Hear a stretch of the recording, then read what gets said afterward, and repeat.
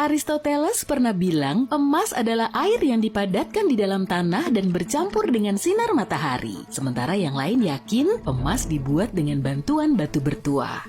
Ketika suku Inka kuno pertama kali melihat emas, mereka memutuskan logam yang jatuh dari langit ini adalah air mata dari makhluk mitos. Namun asal-usul aslinya tampaknya jauh lebih epik. Yuk kita pergi ke masa lalu yang sangat jauh, ke masa ketika nggak ada manusia atau hewan, ke masa ketika dinosaurus belum ada, ke era ketika bentuk-bentuk kehidupan yang paling sederhana baru saja terbentuk. Planet kita menyerupai kuali besar berisi unsur-unsur kimia, ada gunung berapi yang meletus, gempa bumi, dan kilatan petir setiap saat. Itu terjadi sekitar 3,9 miliar tahun yang lalu. Selama periode ini, asteroid-asteroid besar melintasi tata surya. Asteroid-asteroid tersebut jatuh di Merkurius, Venus, Bumi, dan Mars. Ada kemungkinan asteroid juga jatuh di bulan dan meninggalkan kawah-kawah besar di sana. Benar-benar terjadi kiamat di planet kita. Tapi untungnya nggak ada yang merasakannya karena belum ada kehidupan. Bersamaan dengan kehancuran itu, asteroid-asteroid tersebut membawa logam. Tapi apakah sebelumnya di bumi ada logam? Tentu saja, inti planet kita sebagian besar terdiri dari logam seperti besi. Dari sana, logam-logam ini menyebar ke kerak bumi, bercampur dengan magma, bersentuhan dengan oksigen, dan bergabung dengan elemen-elemen lainnya. Tapi bagaimana logam-logam bisa masuk ke dalam inti? Atom hidrogen dan helium yang sederhana bergabung dan membentuk elemen-elemen yang lebih berat di dalam bintang-bintang raksasa. Kemudian supernova meledak dan membentuk awan debu dan gas yang besar. Awan ini mencapai galaksi kita dan mulai berputar mengelilingi matahari. Seiring waktu, debu dan sisa-sisa bintang membentuk planet, salah satunya adalah bumi kita. Logam yang berada di perut planet kita sulit untuk didapatkan dan kita nggak akan punya teknologi yang kita miliki sekarang kalau bukan karena hujan meteor yang meninggalkan logam di permukaan bumi. Ada dua teori. Teori pertama menyatakan ledakan supernova yang dahsyat di tempat yang jauh dari alam semesta kita telah membentuk banyak sekali logam dalam tabel periodik. Selama ledakan, fusi nuklir terjadi dan menciptakan atom-atom emas. Kemudian gelombang ledakan melontarkan potongan-potongan panas itu ke berbagai arah. Potongan-potongan itu terbang dalam waktu yang lama, mendingin di ruang angkasa yang dingin, dan sampai di tata surya. Teori lain bilang emas dan logam-logam lainnya muncul karena penggabungan dua bintang neutron. Bintang neutron merupakan bintang raksasa yang sangat kuat dan ukurannya berkali-kali lipat lebih kecil dari matahari, tapi beberapa kali lipat lebih berat dari matahari. Bintang-bintang ini merupakan objek dengan gaya gravitasi dan kerapatan yang luar biasa. Tabrakan keduanya membentuk semburan radiasi sinar gamma yang sangat kuat yang bisa mensintesis emas. Pada 2017, para astrofisikawan mengamati tabrakan dua bintang neutron untuk pertama kalinya. Mereka menemukan jejak logam berat termasuk emas dengan menggunakan detektor gelombang gravitasi. Jadi teori ini tampaknya lebih mungkin. Bagaimana kalau kita melangkah lebih jauh lagi? Dari manakah bintang-bintang berasal? Awan debu dan gas tersebar di seluruh alam semesta. Awan-awan itu bercampur, bergabung menjadi satu massa, dan bertumbuh seperti bola salju. Mereka saling meremas dan membentuk gaya gravitasi. Ketika semua materi runtuh, dia mulai memanas dan kemudian gelombang energi ini menciptakan bintang. Beberapa fisikawan beranggapan bintang selama masa hidupnya dapat menghasilkan sebagian besar elemen tabel periodik.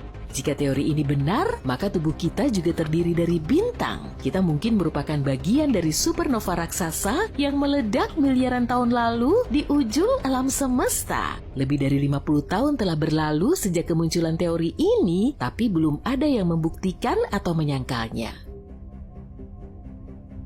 Mari kembali ke emas. Salah satu deposit emas terbesar di dunia ada di Afrika bagian selatan. Ilmuwan percaya logam mulia ini muncul di sana lebih dari 2 miliar tahun yang lalu setelah jatuhnya meteorit raksasa. Orang-orang yakin emas tersembunyi di lautan dunia. Antara 10 hingga 20 juta ton logam mulia ini bisa berada di bawah air. Tapi ini bukan batu-batu besar, melainkan partikel-partikel kecil yang terlarut dalam cairan. Ekstraksi emas semacam itu terlalu mahal. Sekarang mari kita cari tahu bagaimana orang menambang emas dan mengubahnya menjadi perhiasan. Pada awalnya orang menemukan deposit emas, sebidang tanah atau batu yang luas yang di dalamnya terdapat emas. Para pekerja mulai menggunakan cangkul, sekop, dan mesin untuk mengekstrak potongan-potongan berkilau dari batu. Kemudian potongan-potongan ini dilarutkan dalam asam khusus yang memisahkan emas dari padatan. Setelah itu, zat-zat lain dikeluarkan dari logam mulia dengan cara melelehkan atau menggunakan gas. Setelah emas dimurnikan, emas diperiksa kemurniannya. 99,9% adalah patokannya. Selesai, emas siap digunakan dan kamu bisa mengubahnya menjadi perhiasan atau bagian dari perangkat elektronik. Logam-logam paling langka di bumi juga berasal dari bintang, maksudku rodium dan iridium. Harganya beberapa kali lipat lebih mahal daripada emas, bukan karena keindahannya, tapi karena nilai praktisnya. Sebagai contoh, rodium dan iridium bisa mengubah gas berbahaya menjadi nggak berbahaya. Dan 90% dari permintaan untuk logam ini jatuh pada pasar produsen mobil. Orang-orang menggunakan logam ini dalam pembuatan auto katalis. Logam ini dibutuhkan untuk membersihkan knalpot yang berbahaya. Ketika zat beracun yang dihasilkan selama pembakaran bahan bakar bersentuhan dengan logam mulia ini, zat itu menjadi lebih aman. Lapisan mikrorodium dan iridium diaplikasikan pada dinding silinder katalis. Emas, platina, rodium, dan iridium adalah logam yang paling mahal. Tapi bagaimana dengan yang paling tahan lama? Agak rumit untuk menentukan satu pemenang karena kekuatan logam bergantung pada 4 kriteria. Pertama, kekuatan tarik. Ini adalah kemampuan logam untuk menahan sobekan. Sebagai contoh, tanah liat pemodelan punya kekuatan tarik yang rendah karena bisa dengan mudah diregangkan ke arah yang berbeda. Di antara logam, tungsten mungkin yang paling sulit diregangkan. Kriteria lainnya adalah kekuatan tekan. Ini adalah kemampuan logam untuk menahan kompresi. Dan di sini, krom adalah salah satu yang terkuat. Kriteria ketiga untuk kekuatan logam adalah kekuatan luluh. Untuk mengujinya, kamu perlu membuat batang atau balok dari logam apapun, lalu mencoba memengkokkannya dan mematahkannya. Logam yang menunjukkan resistensi terbesar punya tingkat kekuatan luluh yang tinggi. Dan titanium juga bagus untuk itu.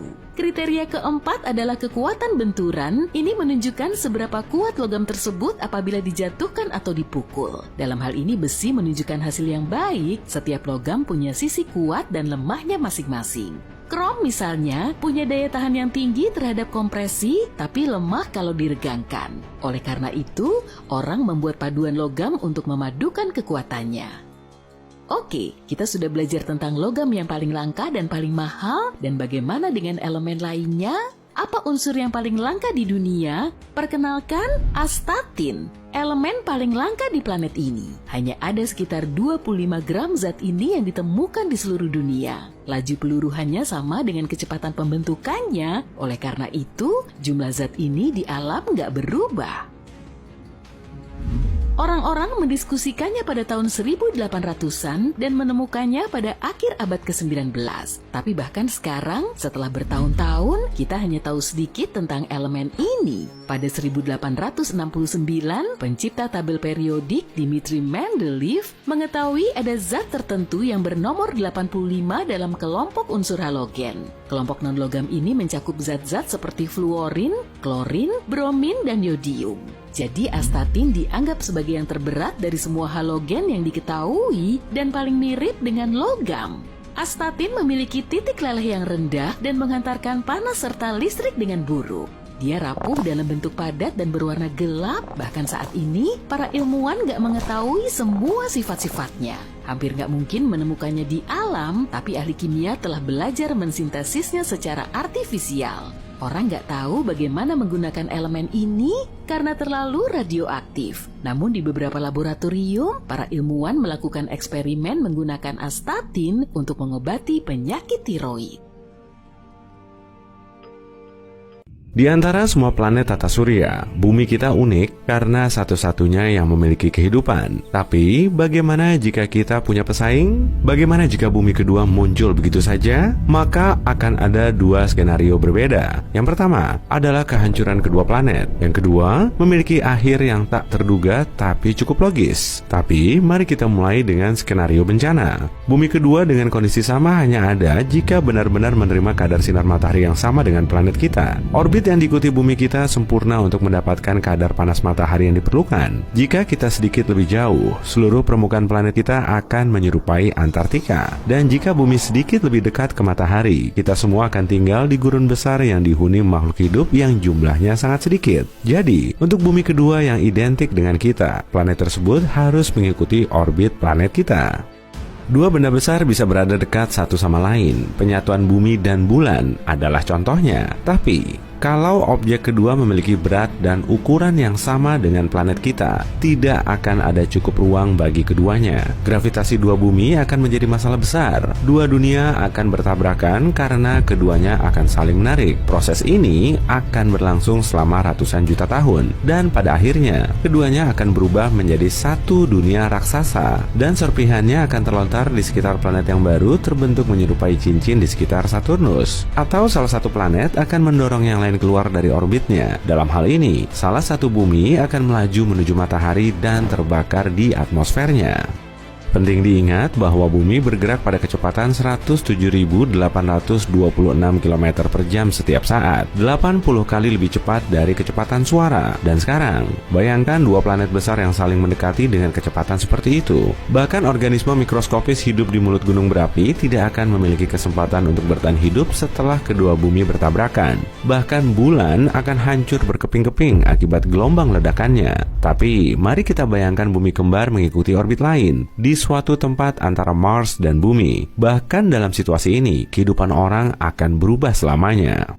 Omong-omong, teori yang menyatakan bumi mungkin memiliki kembaran muncul sejak lama. Ilmuwan masa lalu percaya planet kedua bisa bersembunyi di sisi yang berlawanan dari matahari. Berkat teknologi modern dalam astronomi, kita tahu teori ini tidak benar. Jika tidak, teleskop kita dan peralatan lainnya akan sudah menangkap beberapa sinyal dari planet ini. Para ilmuwan mempelajari benda-benda angkasa yang berjarak ribuan tahun cahaya dari kita. Jadi, mereka pasti akan memperhatikan dunia lain di kawasan ini. Bagaimanapun, mari kita bayangkan bumi kedua memang ada dan kita telah menemukannya belum lama ini. Seluruh bidang astronomi dan astrofisika akan segera menerima dana senilai ratusan miliar dolar. Studi tentang kembaran bumi akan menjadi prioritas bagi banyak orang. Para ahli akan mengemukakan ratusan hipotesis seperti apa bumi kedua dan apa yang terjadi di sana. Planet ini berada pada jarak yang hampir sama dari matahari seperti kita. Ini berarti cuaca harus sama di sana. Segera saja ilmuwan menemukan bahwa kembaran bumi punya air cair dan benua, tapi berbeda dengan kita. Bentuk dan lokasinya berbeda. Kemungkinan besar di sana juga ada kehidupan. Tapi, apa asal-usulnya?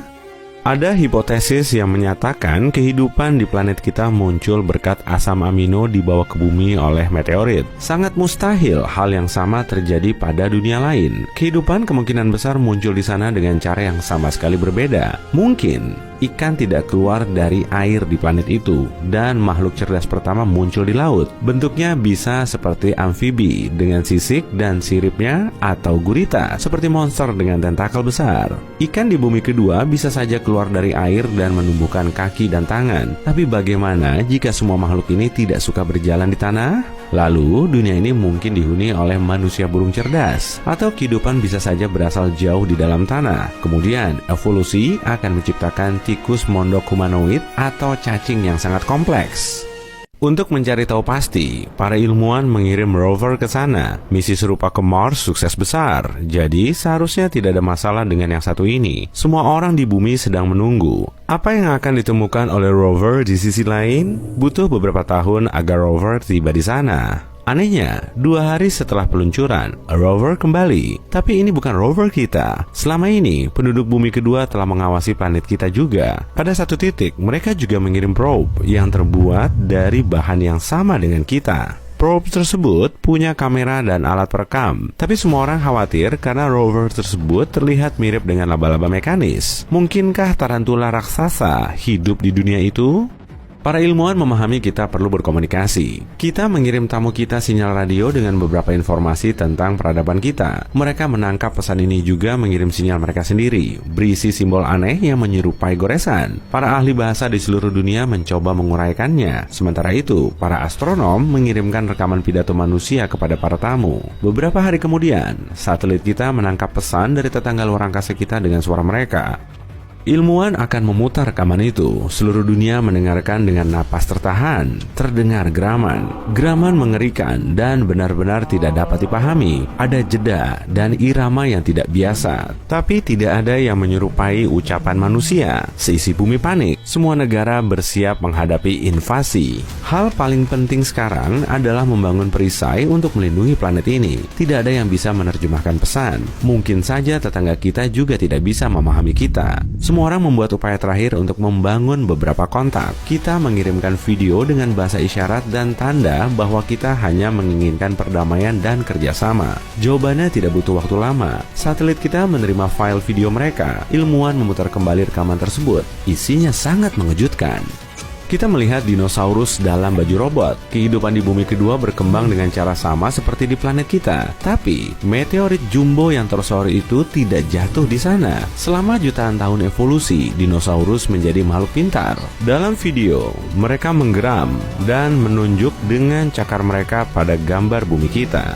Kemudian mereka menggeram lebih keras dan apakah itu tawa? Rekaman berakhir. Banyak orang menganggap ini pengumuman invasi. Beberapa tahun telah berlalu. Selama waktu ini, ilmuwan telah bertukar pesan dengan dinosaurus beberapa kali dan tampaknya kita mulai memahami mereka. Ternyata para reptil itu juga menginginkan perdamaian. Mereka mengatakan bahwa planet mereka pernah dihuni oleh humanoid yang mirip manusia, tapi banjir besar melenyapkan mereka. Dinosaurus berhasil bertahan hidup dan berevolusi menjadi makhluk cerdas. Akan memakan waktu bertahun-tahun sebelum banyak orang menginjakkan kaki di planet mereka. Dan ketika ini terjadi, manusia akan lega, menyadari bahwa kita tidak sendirian. Tapi bagaimana jika tidak ada kehidupan cerdas di bumi kedua? Semua orang di bumi kita juga akan senang. Kita akan tahu bahwa kita akan selalu memiliki rumah lain.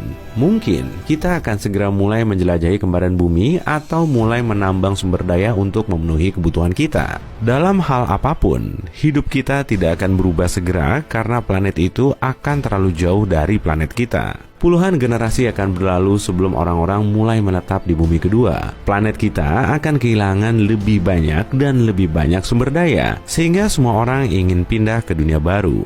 Awalnya, hanya orang terkaya yang mampu melakukannya, tapi seiring waktu, perjalanan ruang angkasa akan menjadi lebih murah.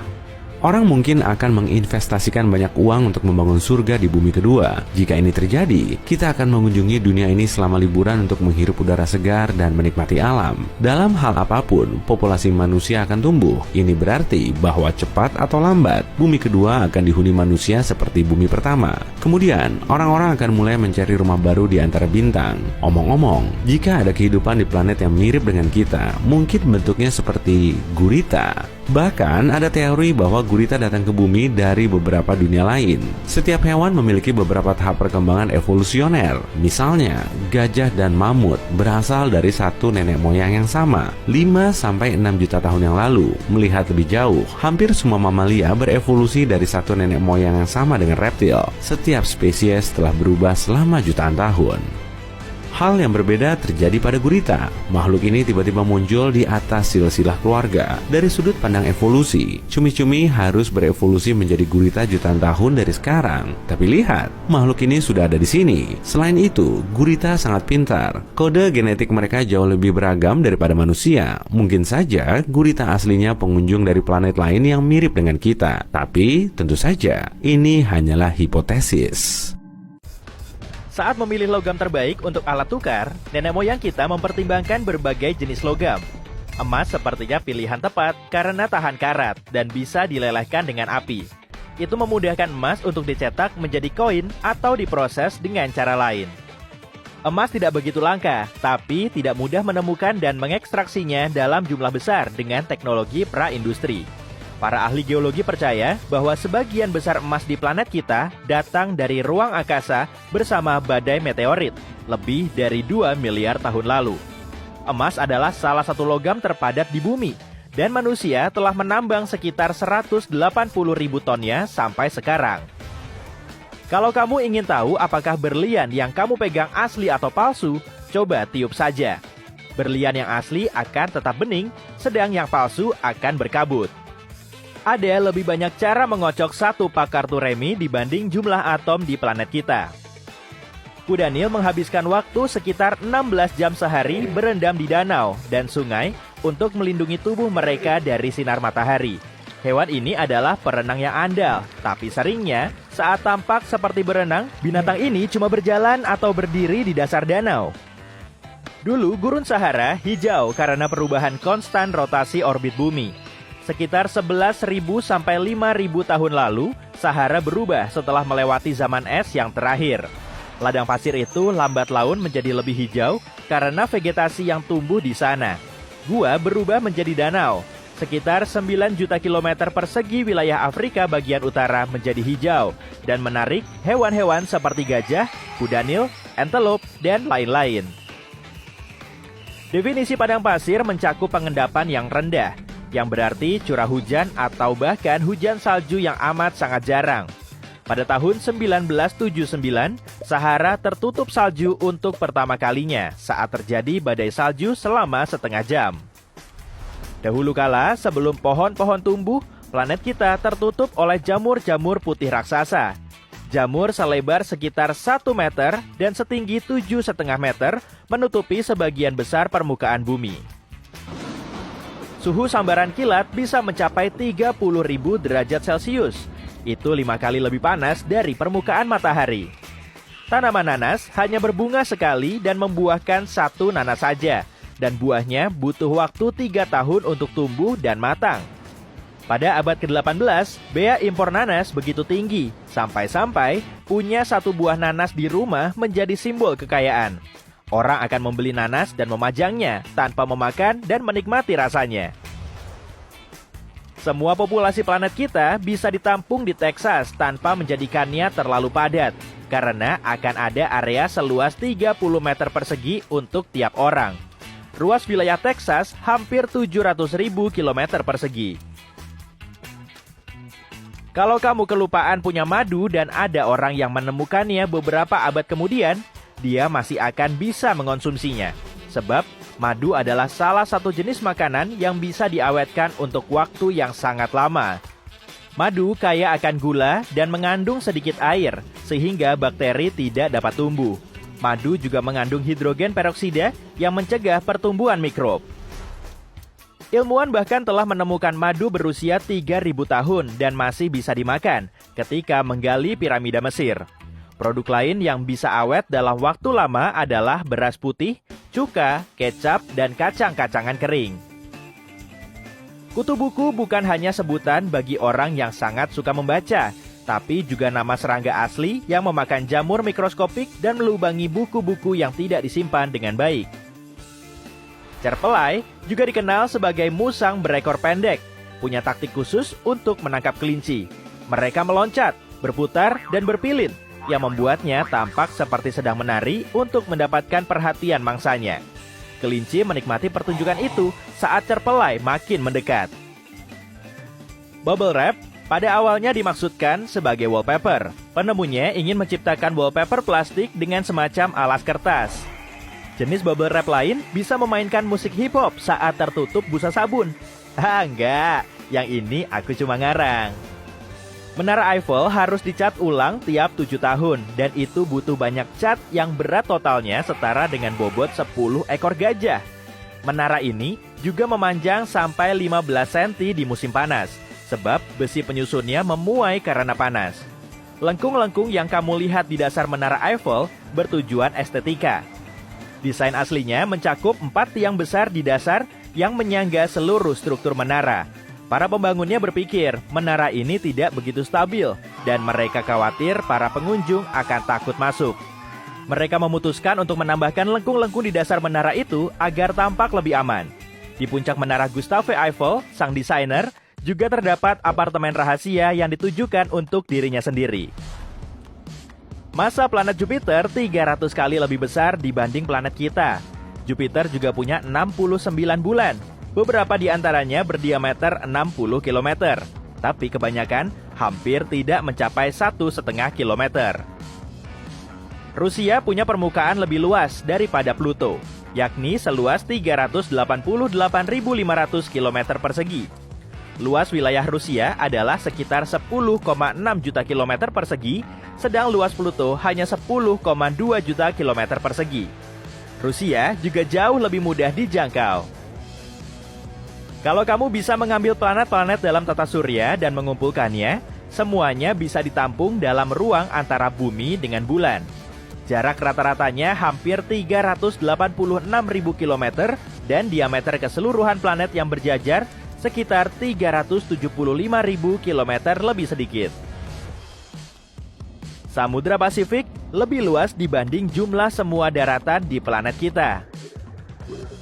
Beberapa jenis hiu hidup di dalam gunung berapi bawah laut yang aktif. Para ilmuwan menemukan hiu itu, tapi tidak bisa memperoleh banyak informasi detail dengan mengirim para penyelam untuk menyelidiki, karena terlalu berbahaya. Omong-omong soal hiu, mamalia laut ini sudah ada di bumi selama sekitar 400 juta tahun. Berarti kurang lebih 50 juta tahun lebih lama dibanding pepohonan.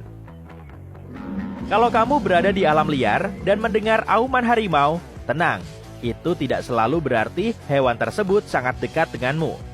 Karena aumannya bisa didengar dari jarak 3 km, tapi harimau larinya cepat loh. Aman jika kamu berdiri di atas es setebal 8 cm yang menutup badan air, sebab luas ini seharusnya menahan satu orang. Es setebal 10 cm cukup aman bagi sekelompok orang, dan es setebal 90 cm bisa menahan bobot 110 ton. Alpukat tidak pernah matang di pohon, sehingga para petani cenderung memakai pohon alpukat sebagai tempat penyimpanan agar tetap segar sampai dipetik dan dijual. Bintang laut adalah hewan tanpa darah atau otak yang sangat menarik, tapi ia tetap punya sistem saraf dan peka terhadap hal-hal seperti sinar dan sentuhan, tapi juga tidak punya otak terpusat seperti kita. Hewan ini memompa air laut melalui tubuhnya yang menjadi semacam pengganti darah. Air membawa nutrisi penting yang membantu organnya tetap berfungsi. Mata bintang laut terdapat di ujung lengannya. Bintang laut tidak pandai melihat secara detail seperti kita, tapi bisa mengenali berbagai warna sinar yang membantunya bernavigasi di lingkungan dan bersembunyi dari predator yang lebih besar atau berburu makanan. Penerbangan komersial terpendek di dunia ada di Skotlandia, antara dua pulau, Westray dan Papa Westray. Jaraknya cuma 3 km dan penerbangan itu hanya butuh waktu 90 detik. Menjalani pemeriksaan keamanan saja butuh waktu lebih lama. Salah satu pelukis paling terkenal di dunia sepanjang sejarah, Vincent van Gogh, hanya menjual satu lukisannya selama hidupnya. Sekarang lukisannya bisa dibilang menghiasi apa saja, dari tirai kamar mandi dan cangkir kopi sampai museum yang paling bergengsi. Kepingan salju paling besar berukuran 40 cm, itu sebesar frisbee loh. Platypus bisa memberikan sengatan paling sakit yang bisa dialami manusia, sebab hewan ini punya kelenjar racun di kaki depannya. Dia memakai taji berongga di tumitnya untuk melepaskan bisa itu. Jari kaki depan kucing lebih banyak daripada jari kaki belakangnya. Seperti banyak mamalia berkaki 4 lain, kucing punya 5 jari di kaki depannya, tapi hanya 4 jari di kaki belakangnya. Ilmuwan percaya hal itu membantu kucing bergerak lebih cepat. Kalau kamu naik mobil dan bisa berkendara naik ke langit dengan kecepatan rata-rata 95 km per jam, kamu hanya akan butuh waktu 1 jam untuk meninggalkan atmosfer bumi dan masuk ke ruang angkasa. Persiapanmu harus baik jika kamu memutuskan untuk melanjutkan perjalanan sampai ke bulan, karena jaraknya 400.000 km. Ini setara dengan kamu yang mengelilingi bumi 10 kali, mungkin kurang dari 6 bulan. Bawa bekal makan siang yang banyak ya.